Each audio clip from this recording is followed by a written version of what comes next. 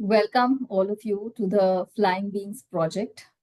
This is a series of podcasts where we are covering and documenting stories of people who have overcome chronic pain. Our today's guest is Ujjwala Prabhu, who likes to call herself as a farmer, but she's also a Reiki healer and a hypnotherapist. Welcome, Ujjwala. I would love to know a little bit about yourself. Thank you, Aarti, and thank you for inviting me here. And let me congratulate you first for embarking on this journey. And I would like to say huge gratitude to that moment when you thought you wanted to go deeper. That moment is very important. Thank And you. I'm Thanks sure so you're much. going to have an exciting life with a lot of aha moments. So I've been a banker for more than a decade and a half.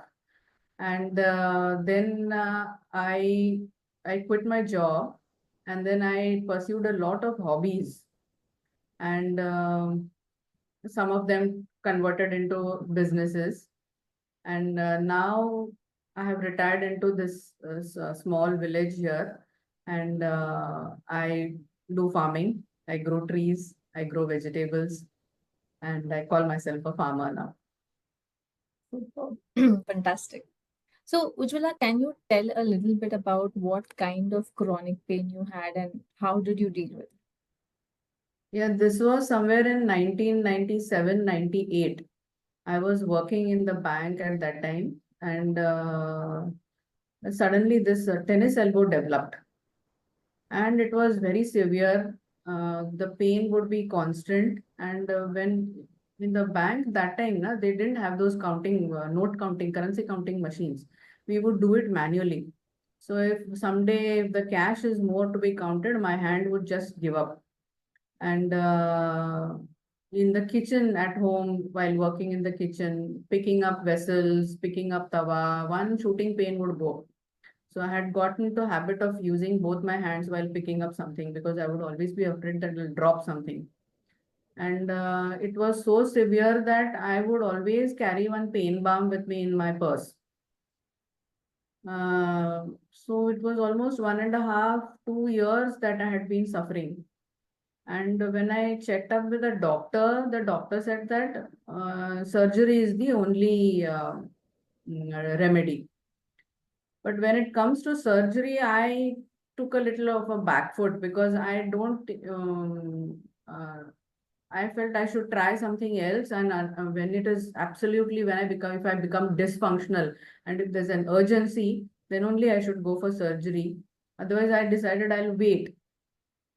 So I continued with that pain balm and painkillers and all that. And I guess I was just waiting for something to happen. I don't know. And coincidentally, what happened was I got introduced to something called Reiki. So it was a very interesting story. Like we were in Mumbai that time, and schools for their junior KG admissions, they used to give only limited forms. So we parents used to go and stand in the line since early morning to get those forms. So for my daughter, I had gone and I was standing in the line at 6 o'clock in the morning. We had gone, and some 9:30 maybe the window was going to open. So we all parents just standing in the line. The person standing in front of me, he was an homeopathic doctor, and he was a Reiki practitioner. The person behind me was practicing acupressure. So they both got talking, and I am in the middle. So I automatically got included in their conversation. And this person who is practicing acupressure, he was all excited. Oh, you practice Reiki and how and what and everything like. And I was listening, hearing this word for the first time. So then I was like wondering why is he so excited about? And then I asked him, I said, what is this Reiki? So he said this is energy, hands-on energy healing and something like that.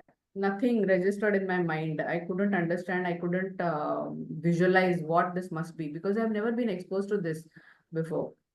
So, but that person who was practicing Reiki had some kind of a mysticism or some magnetism in his personality. So he remained in my memory. And then we happened to shift to Pune. and I had gone to inquire about a yoga class. And outside that yoga class, on the door, there was one small chit saying Reiki level 1 training, and all the Venu and everything was there. And I was extremely curious to know what this is. So I decided to enroll, and I was very skeptical because I have never been in this area. This is kind of an esoteric practice. I've never been exposed to this kind of a world before. So, but I wanted to see what this is. So I joined the class, and my teacher, Shubhangi Koparkar. So she is very smart. See, what happens is that when we go for the class, it's a 2 days class, and the teacher attunes the student, or what we call as diksha or initiation. There is a process.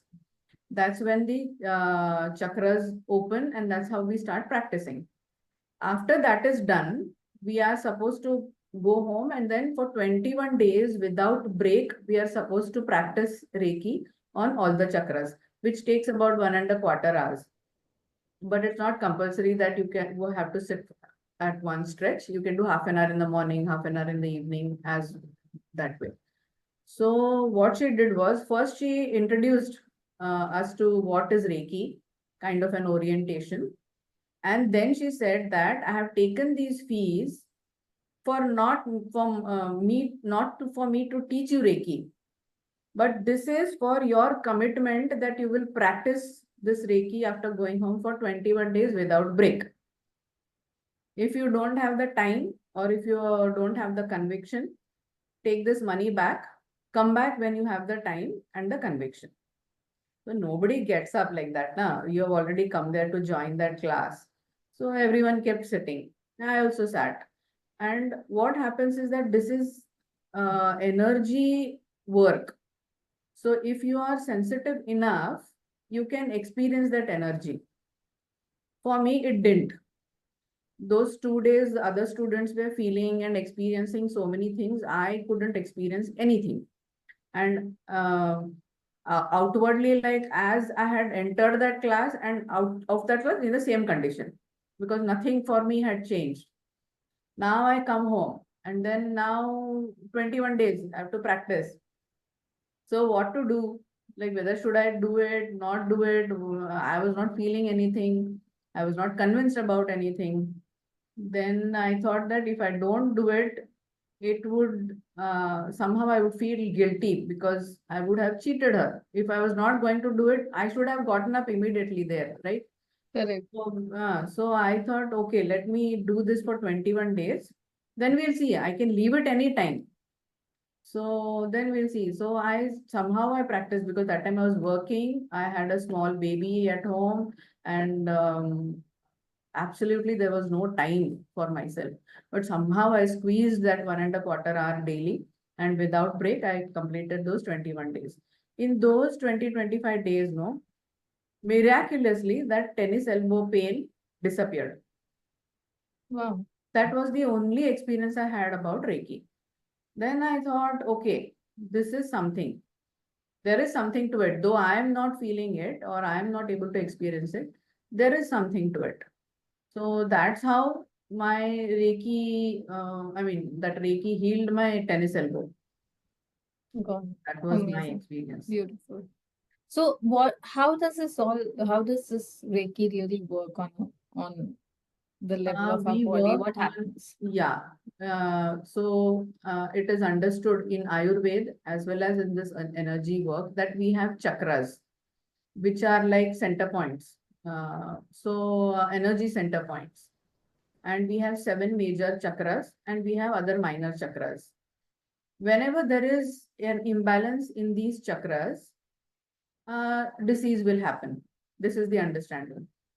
And you have to, what do you mean by imbalance? In that place, energy has either exceeded or it is lacking. So when we work with Reiki, we bring that in balance. And once all our chakras or all those energy centers are healed or are in balance, then whatever that is connected with it it will get healed. It will get cured. That is Mhm. the understanding. Okay. So We, bring. how it works is that there is prana shakti everywhere in the cosmos. We call it prana shakti. The Chinese call it chi energy. The Japanese call it ki energy. So this was something that was discovered by Mikao Usui of Japan. And we have the power or the capacity to absorb this energy and channelize it. That's how Reiki works. Okay. Fantastic. So basically, there is a balance that is created, and through the pranic energy, or rather the prana shakti that you're saying, through that, kind of helping the body restore its balance is what you're saying. Helps the Today body to heal. physicists also recognize this and they call it the unified field. What we call as prana shakti, the Mhm. physicists call it unified field. So that is now even recognized in science. Okay, super. So, Ujjwala, you said that you were skeptical about this process. Initially, when you got out of the 2-day course, you were skeptical about it because you did not feel any sensations. So, what was the kind of mindset that you had which kept you going in exploring this? One thing is that I like to enter into the depths of any subject. And here I was wanting to explore something called Reiki. If I have to do that, then I have to go there with an open mind. Though I am skeptic, I have to go there with an open mind. And whatever has been taught to me there, I have to walk that distance. So that is what I uh, felt was necessary to do. And I see if when I came home, had I decided, oh, I'm not feeling anything, why should I do that? Why should I continue? I wouldn't have experienced all the experiences that I've had with Reiki. So I believe that distance needs to be walked if you want to come to any conclusion. I cannot sit outside and judge. Right. So, having a very open mind with this Yeah. approach is Yes, what yes. really helped you going. Yes, yes. And of course, there have been so many years that you now practicing. So, Yes. nothing would have been possible without that moment when you actually decided to have an open mind, right? Absolutely. Super. Um, I was very curious to know, Ujjwala, when you had this tennis elbow, at that stage of your life, what was life like at that time for you? I was working. I had two children. One was just a baby. And somehow I felt like I was like a machine. Wake up Mm-hmm. in the morning and then go through the day, and the day ends. And Mm-hmm. there was absolutely no time for me to think about myself. No time to think about what is happening to my hand or how much attention I should give. I just kept tolerating it and bearing that pain. There was no thought process at all because I didn't have time to think about myself. So that was, it was kind of, I wouldn't say stressful, but when you don't have even 5 minutes for yourself, there's no time to relax. That's what. Mm-hmm. So basically, a busy mom with a new baby, a busy new mother with a baby, Yeah, and and a full-time job. Yeah. yeah, So that was the stress that comes along with having such a busy life with no yeah, time for yourself yeah, is what was it at that stage. Yeah. yeah. Okay. So also, Ujjwala, like, can you also put a little light on the kind of person you were at that point when you were dealing with that pain? And how was it different from after you did Reiki? Like, what really shifted in you as a human being after doing Reiki? Okay. So I was someone who, first of all, didn't have time. So I was not someone who even thought about myself, or I was not the kind of person who would give any thought to myself. And life was pretty simple in the sense that if I have an ailment, I go to the doctor. if I'm lucky enough, I find a good doctor who diagnoses it correctly and treats it correctly. If not, Bhagwan Bharose. That was all that I knew. And mm, uh, I was so-called practical. Okay. I mean, uh, there was nothing else that I was exposed to. So that was there. And I was completely unaware about myself. After Reiki practice, I became very, very aware of myself because now I was paying attention to what was happening inside me, physically, emotionally, mentally. And now I was introduced to something called energy, which I did not know before at all. There is something called energy level that is there that works in certain ways. So So I, what I really want to know, Ujjwala, is what was the kind, like as a person, as a human being inside you, what changes happened? yeah, so I became, as a person, I became more calm. Hmm. I became more laid back. I Hmm. became more secure because Hmm. now I felt that I had some control over myself. Previously, all the control was outside. If something happens to me, I have to seek help outside. This was what was there. Now, suddenly, I experienced no, no, I can do something for myself. There is so much that I can control, whether it is my physical body or emotional or mental body. I had something in my hands that put a lot of, I mean, it lifted a lot of baggage from my shoulders.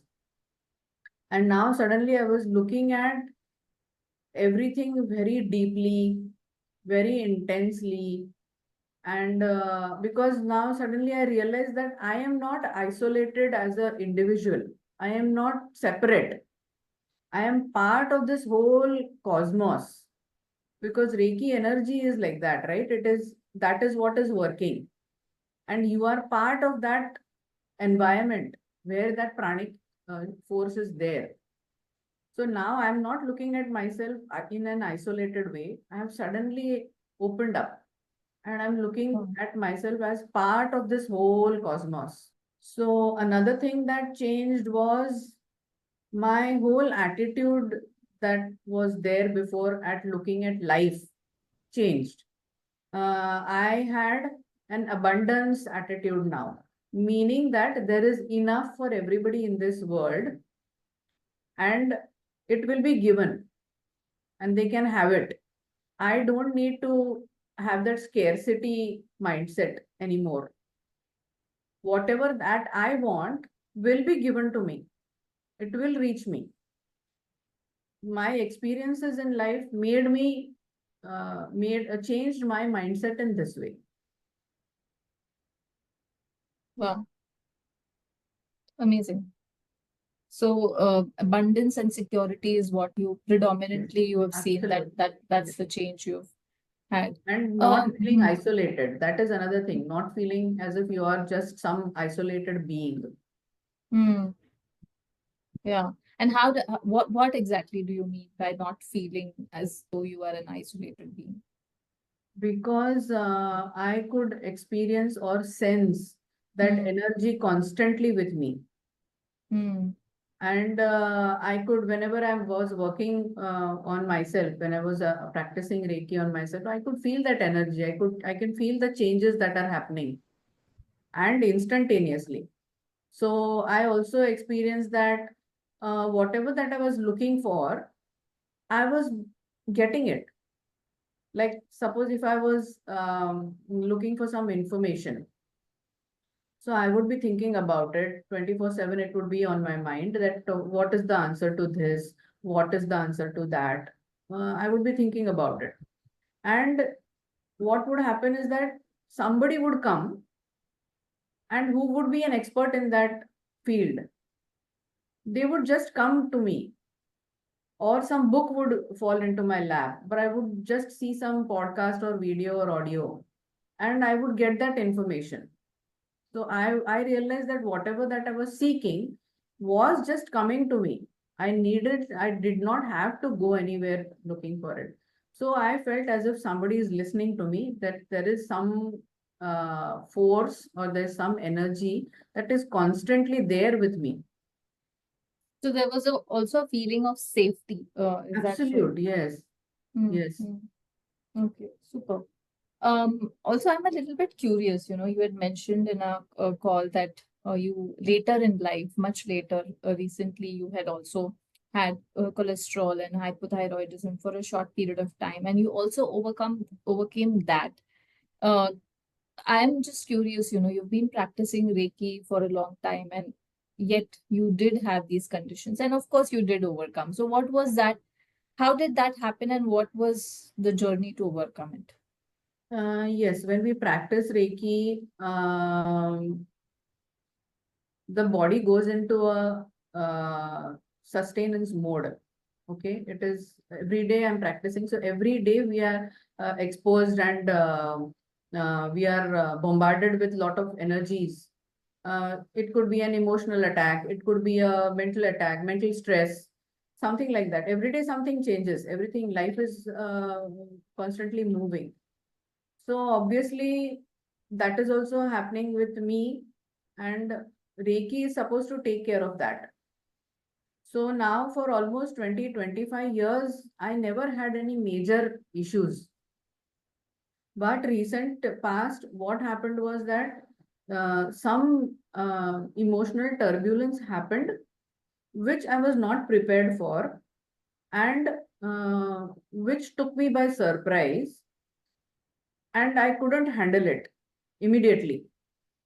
In normal circumstances, in those 20-25 years, I was okay, like nah, whatever happens, I know how to deal with it. But this was something very unexpected, so I couldn't deal with it. So it took me some time. I did work on it and I did get over it, but it took me some time. It took me some years. So uh, that's how I got, I mean, all that emotional turbulence manifested in these physical illnesses. I got acidity, I got cholesterol, I got hypothyroidism. Mm. So Okay. whenever there is imbalance in one body, other things also get affected. So that's what So happened to me. So it means that, of course, even if you are practicing Reiki, your body, you may still have, stress in your life as human beings. Yes, And then there is a way again out. You yes, have this technology of Reiki yes, always to fall back upon when you kind of have these un uncertainties in life that come, yes, right? Especially in terms of ailments. yes. Yeah, great, amazing. Um, so just again out of curiosity, what are the new actions? Like something you haven't thought of before, and after Reiki you found yourself doing it because of something that changed within you. Can you share something like that? I am more confident now. Previously, I used to be a very closed person and very limited. Now I have opened up. I feel my personality has opened up. I am open to trying out so many things, not only in the field of healing or this, where my art is concerned. I like to dabble in art.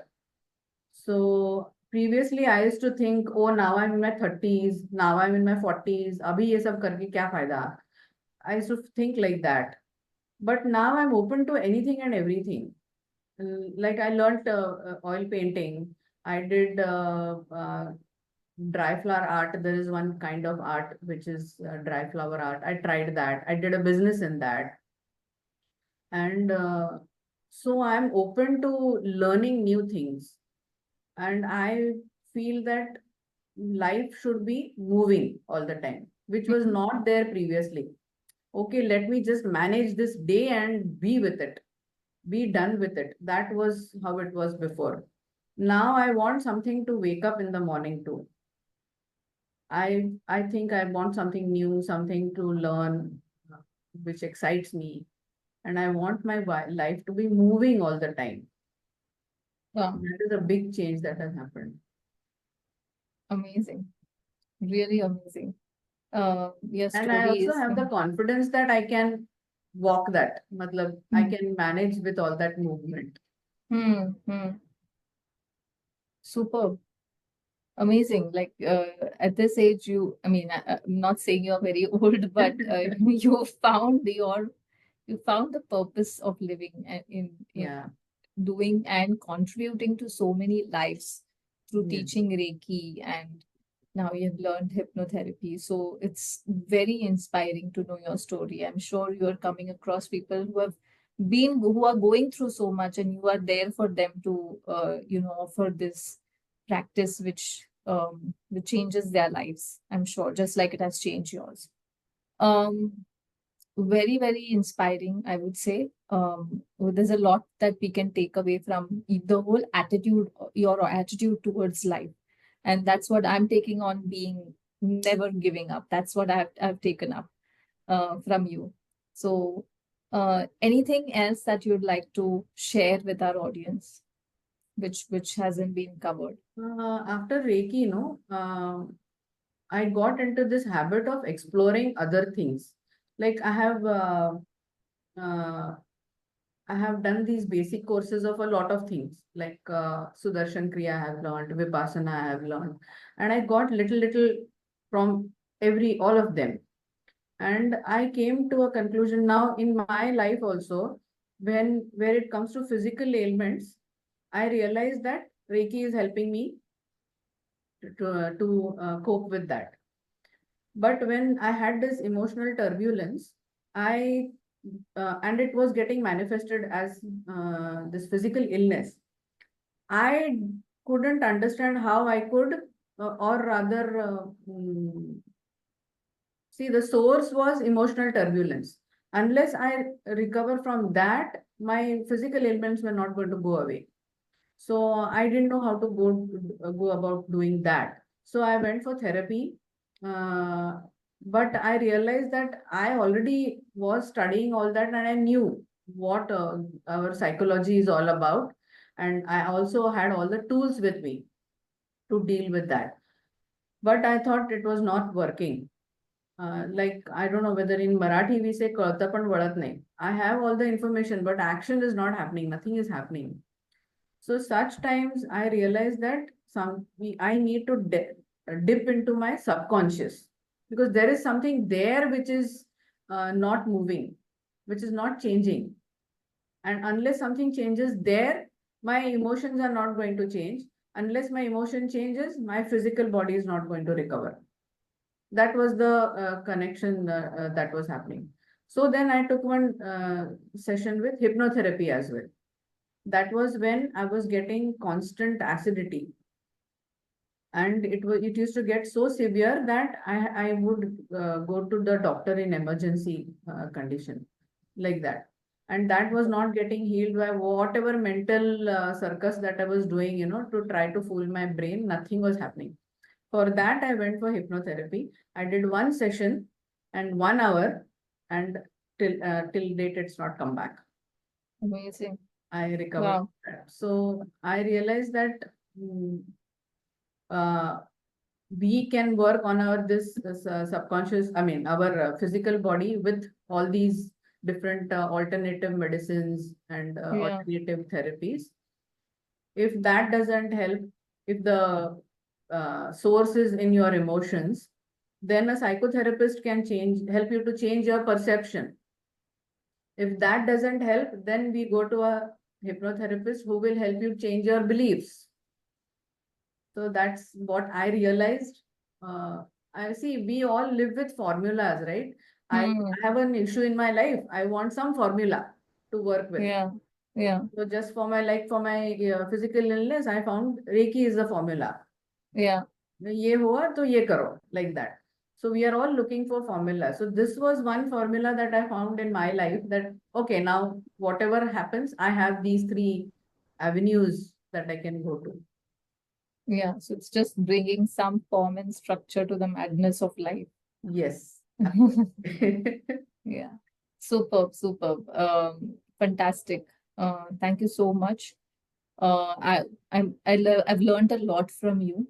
what I'm really taking back from you as a person is that you never give up, no matter whatever there is. That's what I'm taking on. So thank you so much for being that fantastic person that you are. Really, thank you for your time. Thank you. For our audience, if you'd like to connect with Ujjwala, I am putting her Instagram link on in the description. You can reach out to her if you have any questions regarding Reiki healing or hypnotherapy. She would be the perfect person to answer. Thank you so much for Thank watching. you. Thank Thanks. you, Aarti. Thank you for. Thank you.